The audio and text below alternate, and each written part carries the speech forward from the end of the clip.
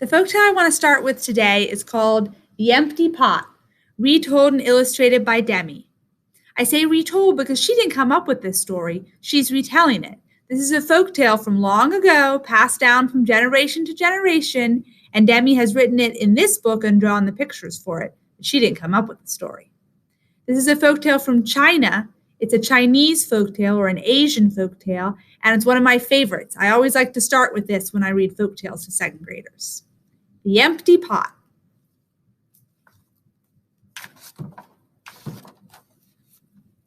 A long time ago in China, there was a boy named Ping who loved flowers. Anything he planted burst into bloom. Up came flowers, bushes, and even big fruit trees, as if by magic. Everyone in the kingdom loved flowers too. They planted them everywhere, and the air smelled like perfume. The emperor loved birds and animals, but flowers most of all, and he tended his own garden every day. But the emperor was very old. He needed to choose a successor to the throne.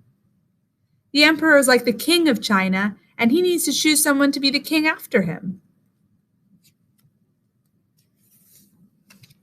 Who would his successor be, and how would the emperor choose? Because the emperor loved flowers so much, he decided to let the flowers choose. The next day, a proclamation was issued. All the children in the land were to come to the palace. There they would be given special flower seeds by the emperor. Whoever can show me their best in a year's time, he said, will succeed me to the throne. This news created great excitement throughout the land. Children from all over the country swarmed to the palace to get their flower seeds. All the parents wanted their children to be chosen emperor, and all the children hoped they would be chosen too. When Ping received his seed from the emperor, he was the happiest child of all. He was sure he could grow the most beautiful flower. Ping filled a flower pot with rich soil. He planted the seed in it very carefully.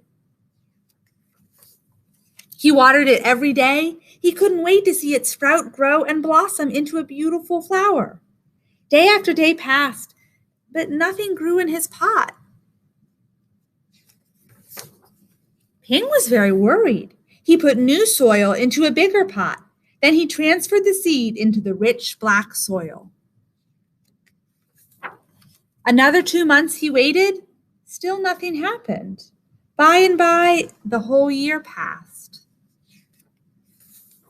Spring came, and all the children put on their best clothes to greet the emperor.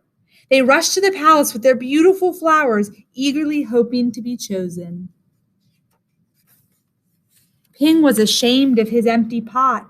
He thought the other children would laugh at him because for once he couldn't get a flower to grow. His clever friend ran by, holding a great big plant. "Ping," he said, "you're not really going to the emperor with an empty pot, are you? Couldn't you grow a great big flower like mine?" "I have grown lots of flowers better than yours," Ping said. "It's just this seed that won't grow."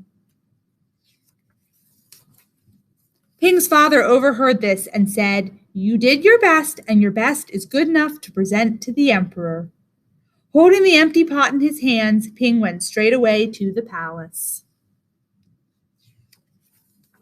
The emperor was looking at the flowers slowly, one by one. How beautiful all the flowers were! But the emperor was frowning and did not say a word. Finally, he came to Ping. Ping hung his head in shame, expecting to be punished. The emperor asked him, "Why did you bring an empty pot?" Ping started to cry and replied, "I planted the seed you gave me and I watered it every day, but it didn't sprout. I put it in a better pot with better soil, but still it didn't sprout. I tended it all year long, but nothing grew. So today I had to bring an empty pot without a flower. It was the best I could do." When the emperor heard these words, a smile slowly spread over his face, and he put his arms around Ping.